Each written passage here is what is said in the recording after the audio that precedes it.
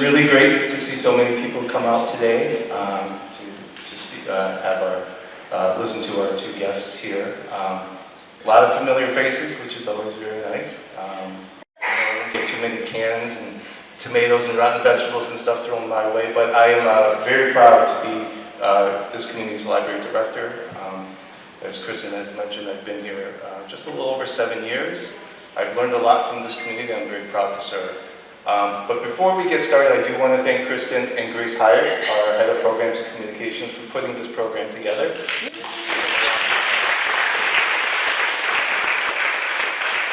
So, public libraries, the notion that they are a cultural crossroads for America, America's cultural crossroads, is very interesting, right? Because for generations, they've been known as book repositories.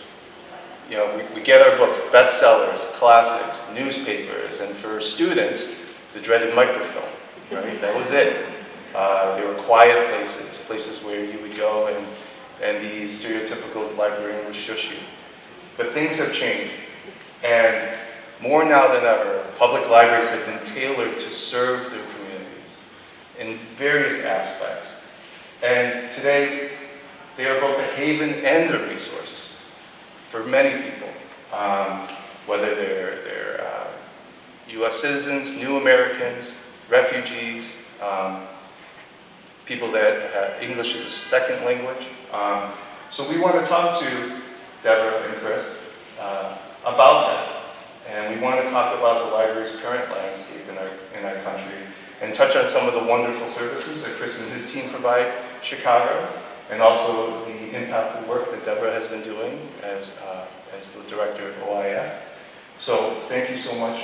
And really, as we go through the program, we will save about 10 to 15 minutes at the very end if there are any questions from those in the audience. But I want to start with Chris. Chris, thank you for coming. Talk a little bit about how CPL has been responding to the communities. I had to process that there are 81 branches in the system. That's a lot. And to serve a community, the city that it is, can you talk a little about what some of the expanded services, some of the non-traditional services that CPL provides? Yeah, and Tim, first, just thank you and Glencoe for hosting us in this beautiful, beautiful city or town. I think our libraries are all very similar in terms of like their undergirding principle.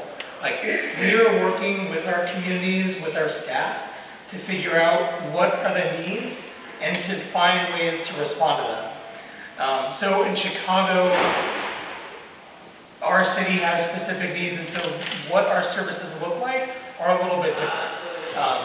Some of the ways that we've sought to evolve our spaces and our programs, you probably have seen our co-location libraries. So we were one of the first libraries in the nation to really kind of look at how we could utilize our library buildings to help revitalize corridors of the city. One of Chicago's big challenges is that we have had corridors and neighborhoods that really haven't seen investment for decades. And so we've been working with our department, our planning commissioner, our deputy mayor of economic development, really to think about how we utilize those libraries as part of a revitalization effort.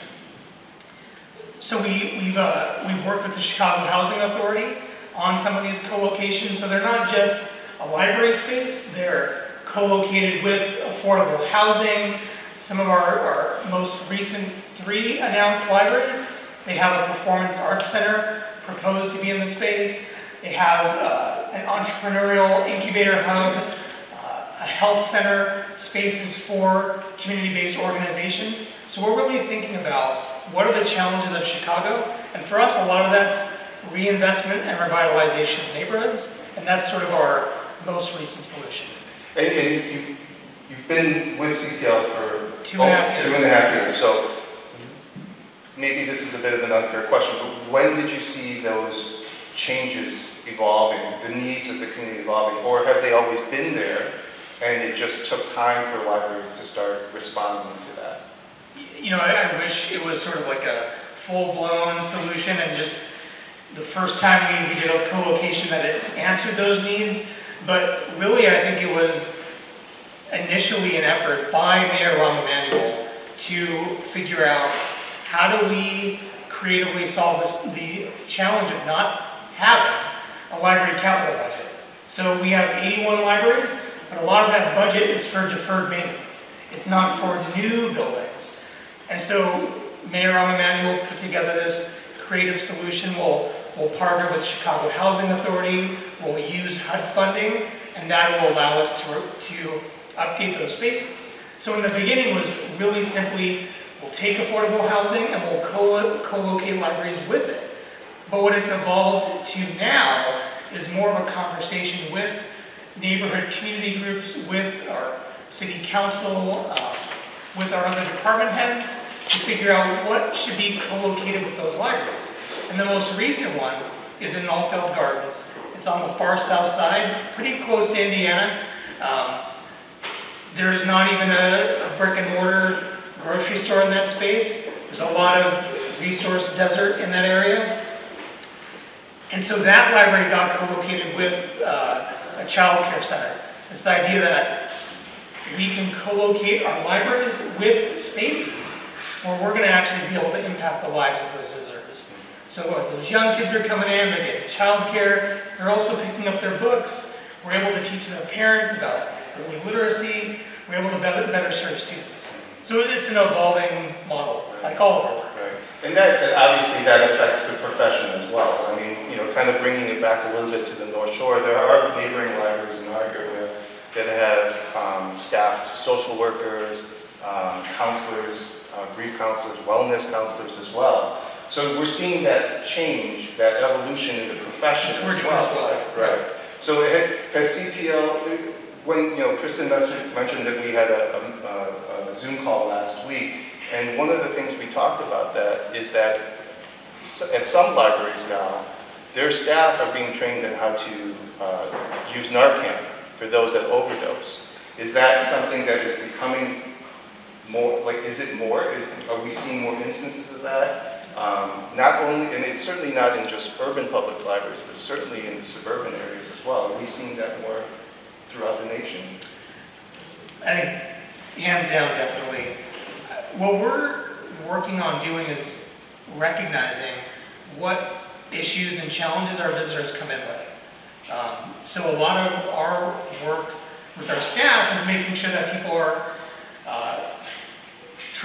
able to provide trauma-informed service. So as we're working in neighborhoods that have seen just economic disparity and opportunity disparity, a lot of how those youth get impacted or what it means to live in poverty, people carry that with them.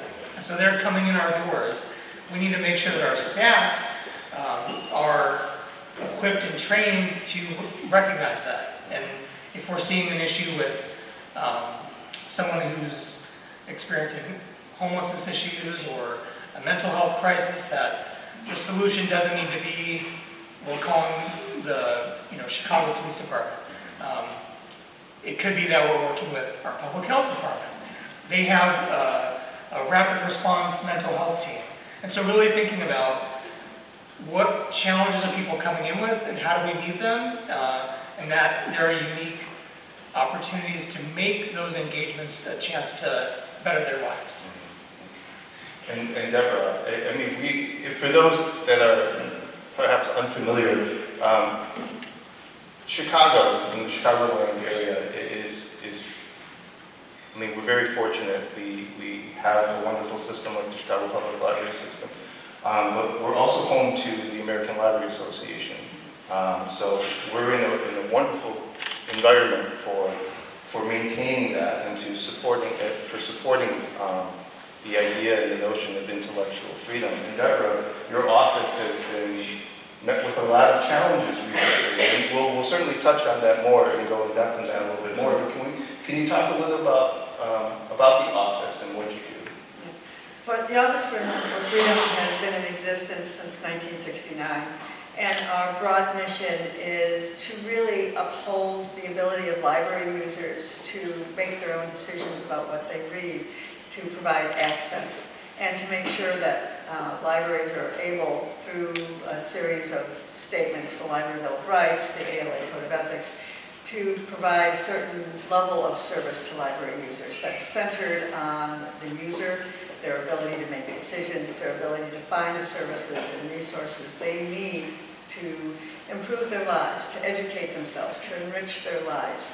The library is a place to come together, to learn, to acquire skills, to, things as simple as early literacy and story time, support for homeschooling. And our office works with libraries to make sure policies are in place to enable that to happen. There are rules that go along with being a library. Most libraries are government-run, government-funded. They have to operate in conformity with the Constitution and the Bill of Rights. That means the First Amendment comes into play, that they cannot engage in content censorship or viewpoint censorship when they make books available. They can't remove books in violation of the law. They also have 14th Amendment obligations to not discriminate, to make sure that there's equal and equitable services available for everyone, regardless of their identity, their background, their age, their beliefs as well. And so we've worked with our member leaders over the years to develop these guidelines, these statements for practice. They're called interpretations of the Library Bill of Rights. And so we actually have an interpretation on meeting rooms. When libraries make public space available, what are the guidelines to create a policy that makes sure that the library is not discriminating, they're not engaged in viewpoint discrimination, that they're providing equal and equitable access to the meeting room as a library service. And there's others as well that deal with censorship, the right of minors to have access to libraries, to ensure that the library is not discriminating on the basis of race, gender identity, sexual orientation, ethnicity, immigration status, and so that everyone can expect this level of service from libraries. So we do education. We provide direct support to libraries that are dealing with controversies and issues in their libraries. We engage in advocacy as well. So you'll see me from time to time talking about a book censorship issue in a community, for example. So what is going on? What is going on in today's time where there are forces that wish to restrict access? Well, we are seeing, I don't think it's a secret if you've been watching headlines, but there has been an organized effort by a number of groups to eliminate certain viewpoints from libraries, both school libraries and public libraries. And when I talk about school libraries, I talk about public school libraries that are government funded. It's their argument that materials dealing with gender identity, sexual orientation, that offer different perspectives on our history with race, racism, and slavery in the United States don't belong in particularly books intended for young people, but there are many groups that are extreme enough to argue that they have no place on any library shelf at all. So we are seeing these groups go to library boards, go to school boards, and demand the removal of these books. And they've had remarkable success, and they've even recruited elected officials in many communities, many states, to support the effort to suppress the voices of marginalized communities in libraries, when libraries have worked very hard to bring those voices in, to create a place and a space for everyone to feel like they belong in the community. And so we have done a lot of work recently to try to push back against this initiative. We're, through the Freedom to Read Foundation, we have begun to litigate these issues. We have lawsuits filed in Texas and Arkansas to push back against efforts to remove books from libraries.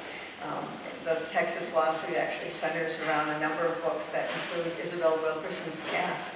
That was removed as being so harmful to the public good in that community in Texas that they felt they had to censor it, and we're fighting to get that book back on the shelf with citizens in that community who want to see the library return to what it was before, a place where you can find all kinds of ideas. But we're, we've gone from a time when we might, there's always been an effort to control what young people do, in any space, any place, but especially the library. And so we've always had censorship, maybe 300 reports of efforts to have books removed from libraries a year. since 2019, we've gone from 300 or so demands to over 1,200 demands to censor books. And a remarkable statistic for me is that it used to be that a parent would see their student reading a book, have a concern about it, and they would go to the library and talk about that book. And that's what we would call a book challenge. And often it would result in the book remaining on the shelf. Now we're seeing groups go to the library boards with lists of 100 books at a time. 90% of reported efforts to remove books from libraries in 2022 involved multiple titles, and 40% of them were demands to remove more than 100 books at a time. That's not a parent raising a concern about a book. That's organized political advocacy groups trying to censor particular ideas, to turn libraries really into centers of indoctrination rather than education. And is there anything that library users can do to support that cause, to fight against restricted access and book bans? Absolutely. I mean, libraries at their core, and you know this more better than anyone, they're local institutions. They are run by, they're supported by the communities, the individuals who live in communities. So this is a local effort. So part of it is becoming aware and knowledgeable about what's going on at your local library board, at your local school board, and becoming engaged with that. I think we've fallen into a habit in the last few years of kind of saying, well, there's good people running those boards, but we've had some hard lessons in the last few years that that's not the case. So you have to be involved. There's also engaging in general advocacy to support the right to read, to support libraries as community institutions that are inclusive, that have a wide range of services that supply everyone's information needs. We actually do have a new initiative at ALA that is responding to some of this. It's called Unite Against Book Bans. It's at uniteagainstbookbans.org. And it's a toolkit for individuals who want to advocate for the freedom to read, who want to advocate for libraries, how they can get involved, how you might even think about running for school board or library board, and becoming one of those supporters that gets involved in the nitty-gritty of making sure that the library remains, through its policies, through its services, an institution that serves everyone in the community rather than narrowly focused on the needs or interests of one particular advocacy group. And to go back to that, the statistic earlier that you shared, Deborah, it's been some time since I've had to do any reference library work, but I was able to pull this statistic. PEN America reported that in the first half of the 22-23 school year, there were 1,477 instances of individual book bans affecting 874 individual titles. That is a 28% increase when you compare it to the second semester of the 2021-22 year. So is this trend, is it gaining momentum, regardless of the good work that library professionals and library boards are doing? Is this continuing on? Is it building? Absolutely. I mentioned that we provide individualized support for librarians dealing with book censorship or other intellectual freedom or privacy issues in their libraries. We used to get maybe 1 or 2 calls a week, and now we're getting 4 or 5 calls a day. I've had to increase my staff to respond to those calls. We rely on reports from librarians in the field for our data collection. And as I said, we went from 300 reports a year to 1,271 reports in 2022. And all of those were asking for assistance with book censorship in their libraries. And sometimes displays. It's not just books that are challenged. Again, libraries speak for a demand to remove or censor materials or service or resource.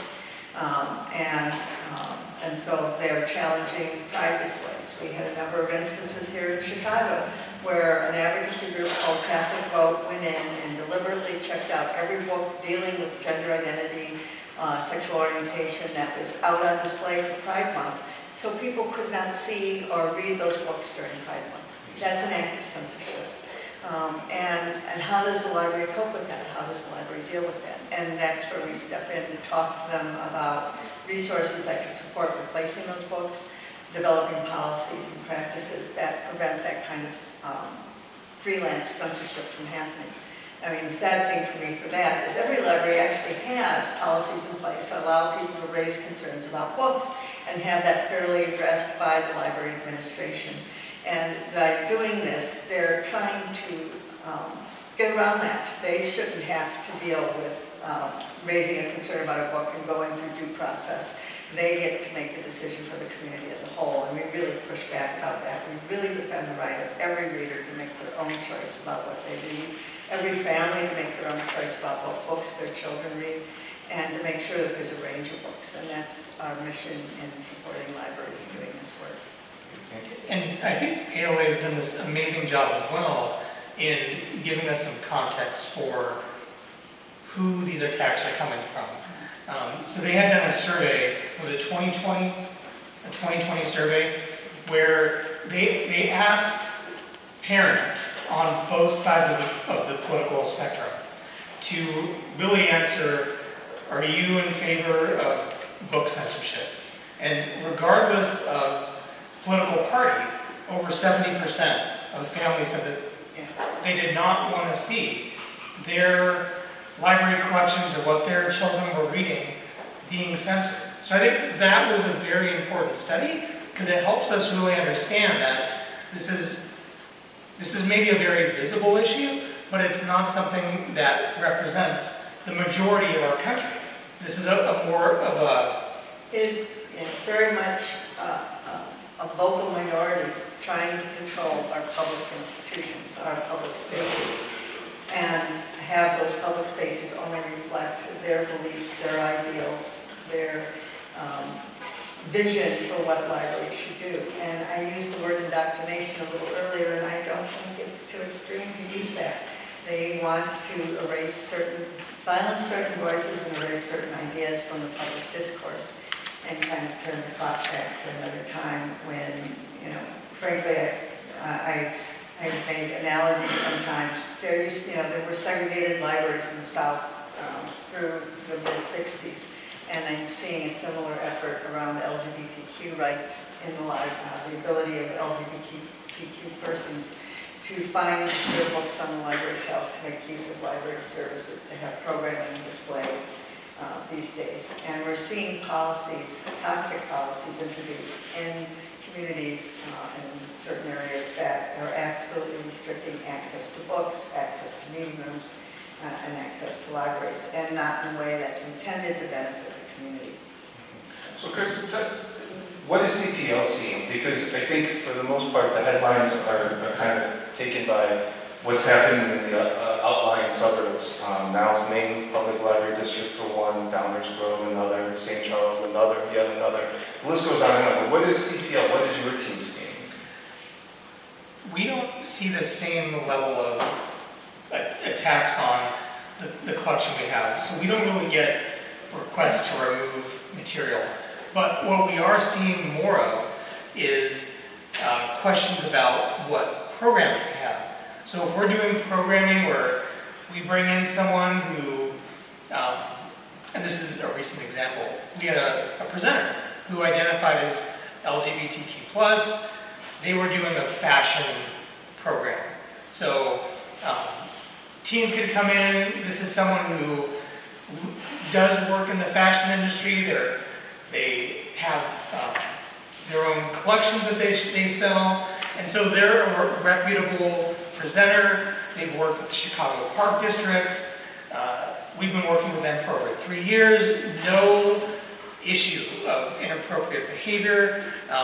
And we had a group, I think the group is Gays Against Groomers, where they had done a bit of a social media blast, saying if you go forward with this program, you will hear from us, which of course that sets up our presenter and our partner into a state of worry.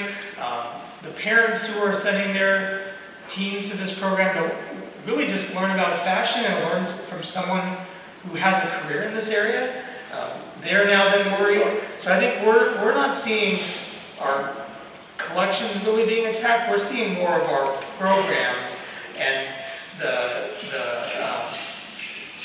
diversity of who's in our libraries being censored. And even though we didn't stop the program, put out our own messaging, we work with our own staff to make sure that they have their talking points. It is scary because a lot of the language is sort of this veiled thread of, or else. Right. And we do have a lot of, we have an issue around gun safety in America, and I think it just gets people worried and scared about, well, if we do this program, what is that going to mean? So I was going to say, public libraries have never been a political entity. That was never by design, but certainly we've been pulled into that now. And most recently, even in our own state, the legislation against book bans in public libraries were passed. That to me is, and this is just my opinion, but it's both good and bad, because it's good because there is a fight there, but it's also bad because how did we get here? Why did we get here? And certainly that there are other elements to that conversation, but are public libraries being drawn into the political landscape much more than perhaps professionals, administrators, the ALA office? Yeah, I don't think people are actually reading these books that they're attacking, right? Like, I think it's more of a symbolic issue. It's more of this political stance, and people are able to play this political game, and we're able to be used as this,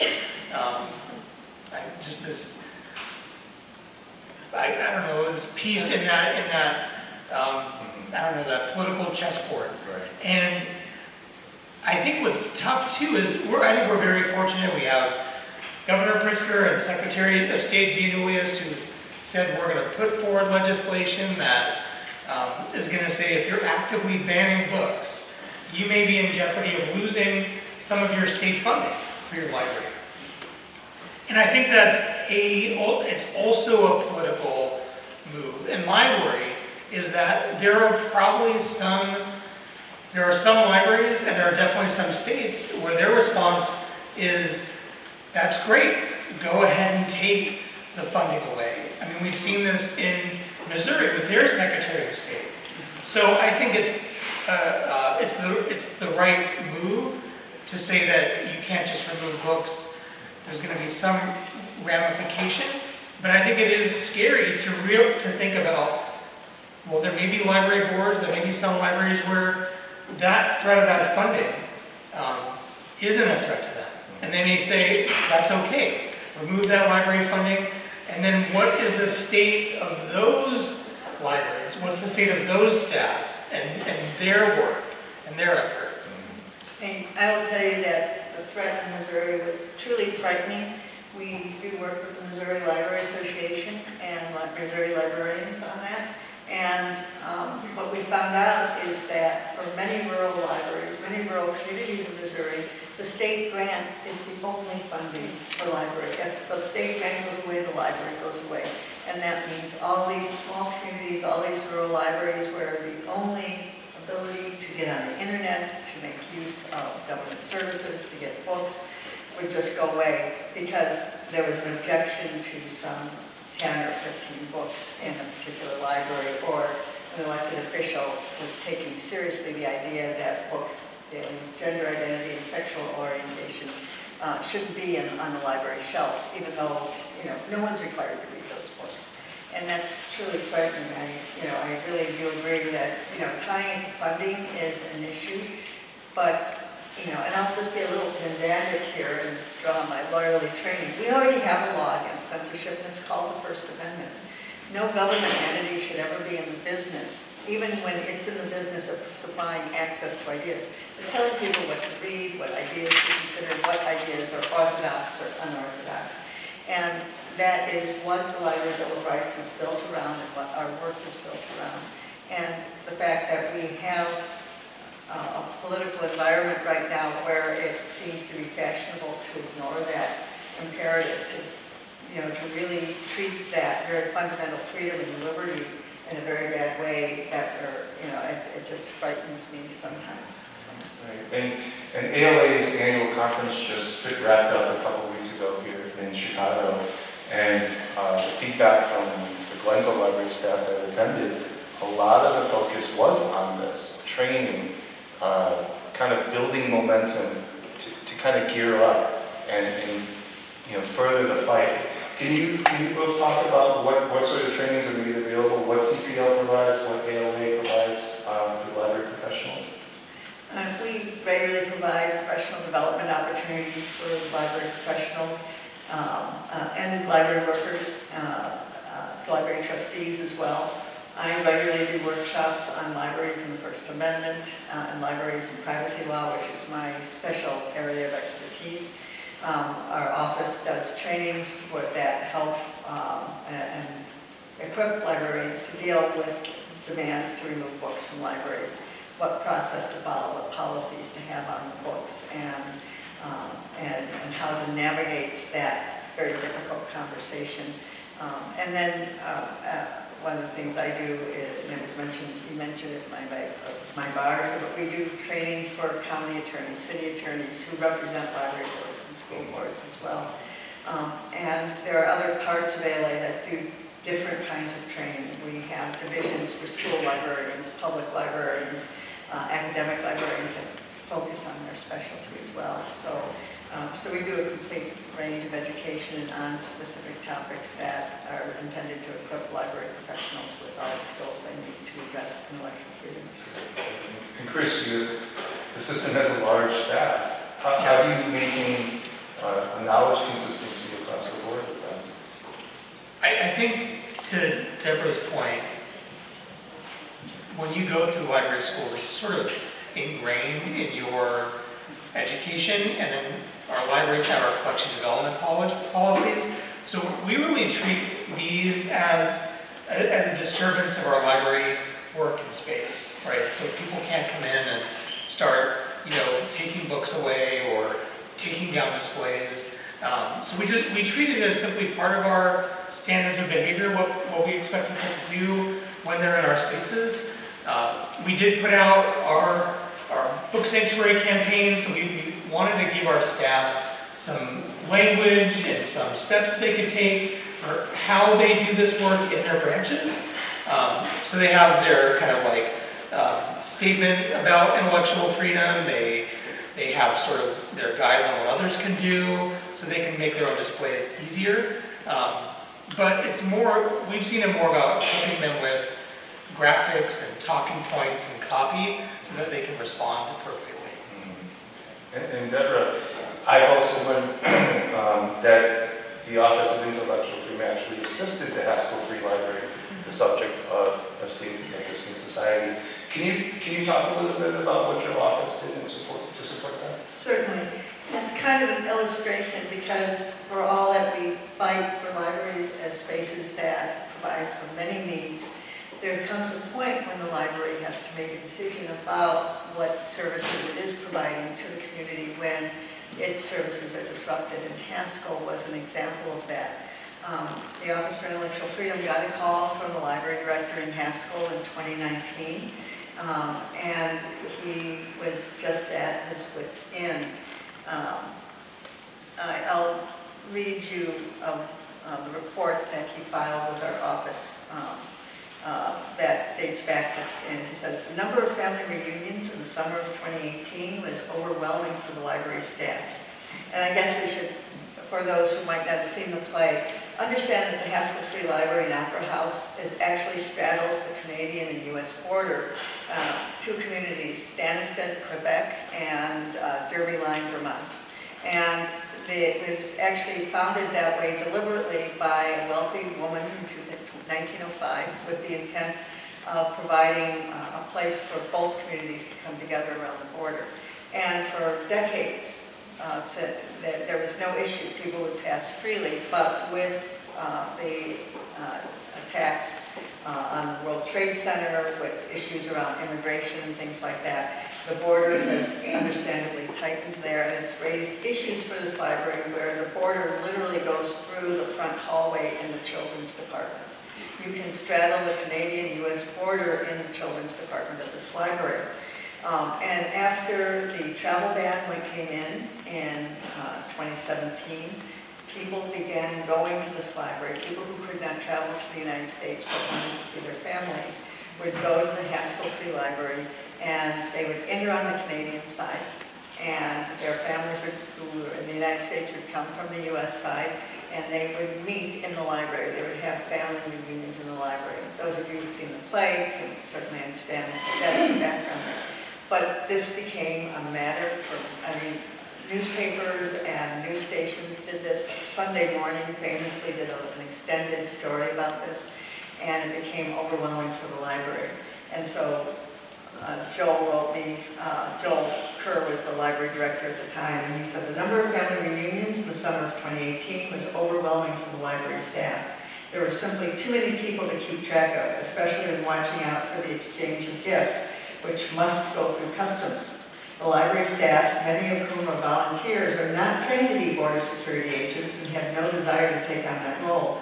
The reunions were disruptive in general. Often people were using the library as if it were a convention center, having weddings, and in one instance, attempting to consummate the wedding in the bathroom of the library. They were ordering catering and food. The attention from the media and the subsequent attention from the tourists was also disruptive, perhaps even more disruptive than the actual reunions. And to aggravate the matter was the involvement of border agencies, agents both from the U.S. Border Patrol and the Royal Canadian Mounted Police would enter the library, sometimes acting aggressively toward patrons and staff, questioning patrons, asking them for ID. And this is where we were asked to help. What could the library do? And so we went through a process, and ultimately what I'm a little bit of a small c conservative on this. I believe libraries should serve the communities that support them financially, that support them by using their services, that live in the community with them. And that libraries are entitled to have reasonable policies in place to make sure that the library is still a space for that community. And so we started talking through policies for the meeting room space, for behavior in the library that was intended to preserve the library as an institution to provide books, internet access, resource to local services for the community that was there, and not become this tourist destination, this reunion space. And ultimately they made the decision, the Board of Trustees for the Haskell Free Library made the hard decision to close the library to family reunions. They no longer allow individuals to come in and use the library as a space to make reunions. Part of that was pressure from the two law enforcement agencies involved, but also it was a desire to return the library. They actually could document a decline in circulation, a decline in the use of the actual library services because of the disruption brought to the library by its use by folks who, with the best intentions in the world, they wanted to see their families and everything. And so ultimately they developed new policies in place. For example, you can't take pictures of individuals inside the Haskell Free Library anymore. They now have a new policy for that. They now have strict behavior policies about not being able to bring food into the library. Bags can't come in the library anymore, so that there's no issues with Customs and Border Patrol or the Royal Canadian Mounted Police. I'm actually told the RCMP is actually more strict than the U.S. Border Patrol in this area. And so it's just an illustration of how sometimes with the best of intentions, libraries try to be a special space for individuals, try to provide for the needs of individuals, but it becomes a situation where they lose their purpose for the local community as well. And so they put in place these policies. So, are libraries the last public space in America? Are we to make that effort to maintain that, if that is the actuality, or are we looking at something else? Has the landscape changed so much for libraries that we're more than that? That evolves as time goes on, depending on what else is going on in the country.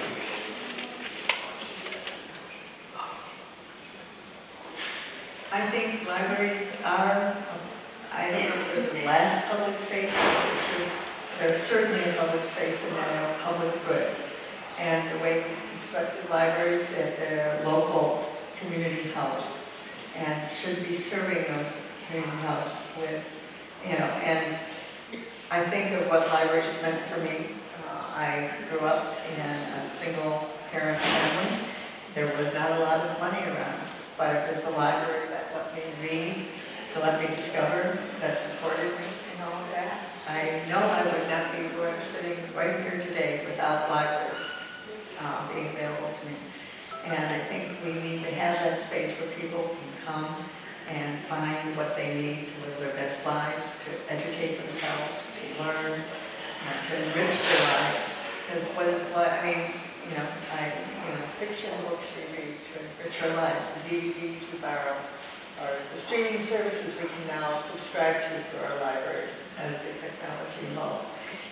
All that's so important for us as individuals, and I think it's a huge role that the library plays in our lives. It's, I call libraries little engines of democracy, where we can get the information we need to become, involved, civically engaged with our neighbors, our friends, to become involved in the political process with a level of knowledge about what we believe and think about.